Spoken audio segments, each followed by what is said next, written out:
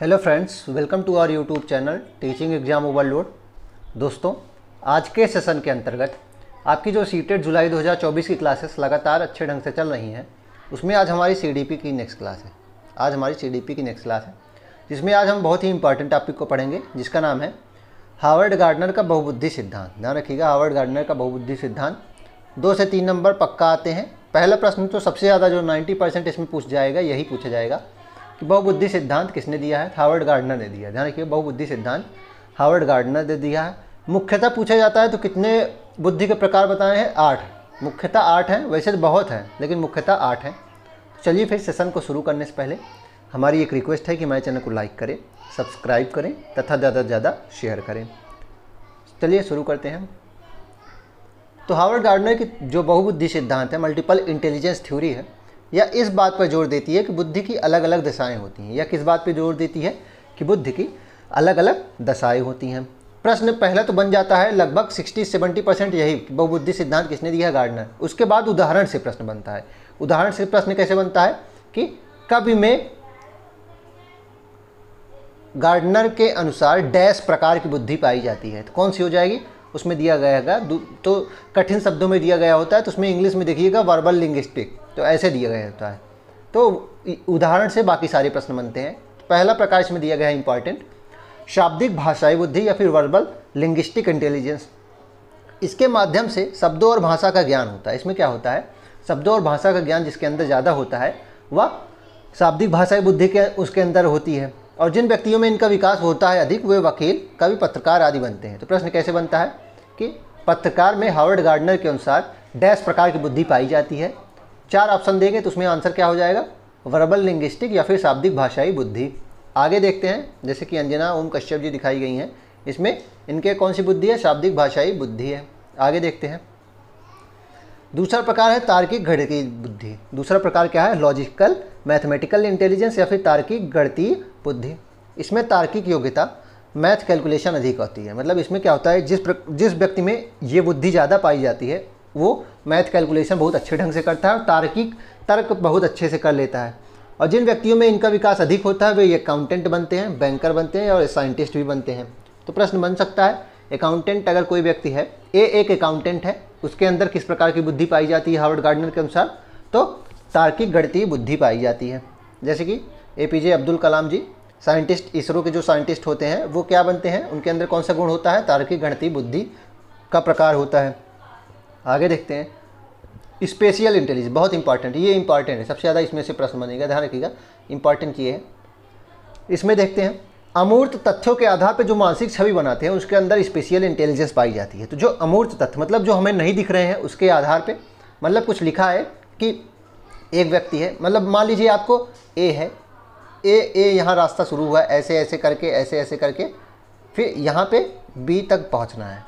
यहाँ एक मंदिर है, यहाँ एक कुआं है, ठीक है, यहाँ एक विद्यालय है, यहाँ बाज़ार लगती है, यहाँ फिर कुछ है, चौराहा है।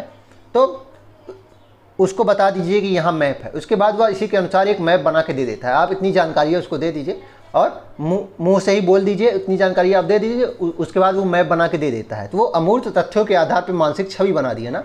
अमूर्त तथ्य मतलब हमें नहीं दिख रहा था, वो हमने बोल के बताया, उसने एक छवि बना ही दी, एक मैप बना ही दिया।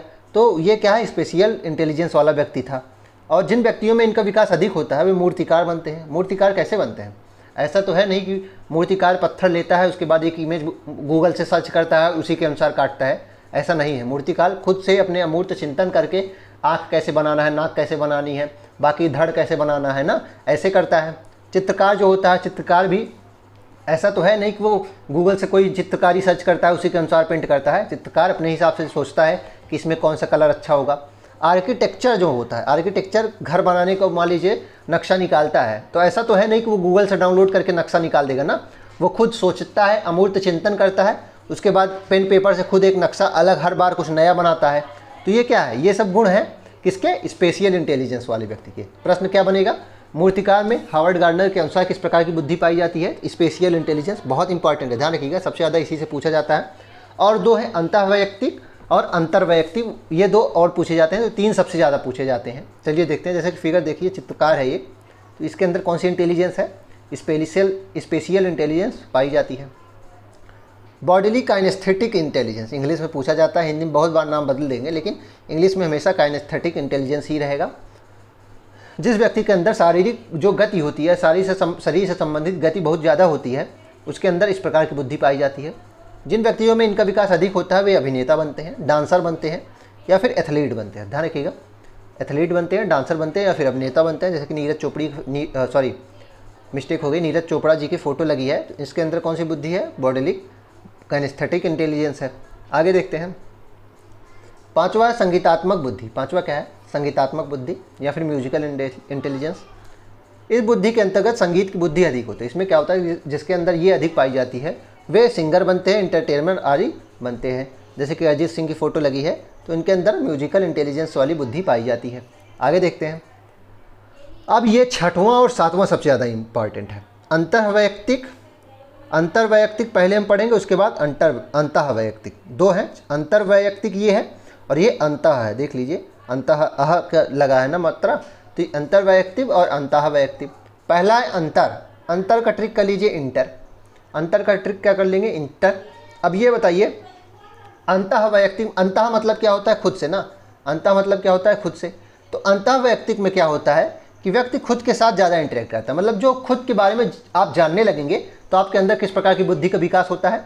अंतःवैयक्तिक। मतलब आप अपने अंदर झांक रहे हैं, अपनी बुराइयों को देख रहे हैं, अपनी अच्छाइयों को जान रहे हैं, तो आपके अंदर इंट्रापर्सनल इंटेलिजेंस है। इंट्रापर्सनल से याद कर लीजिए अंतःवैयक्तिक।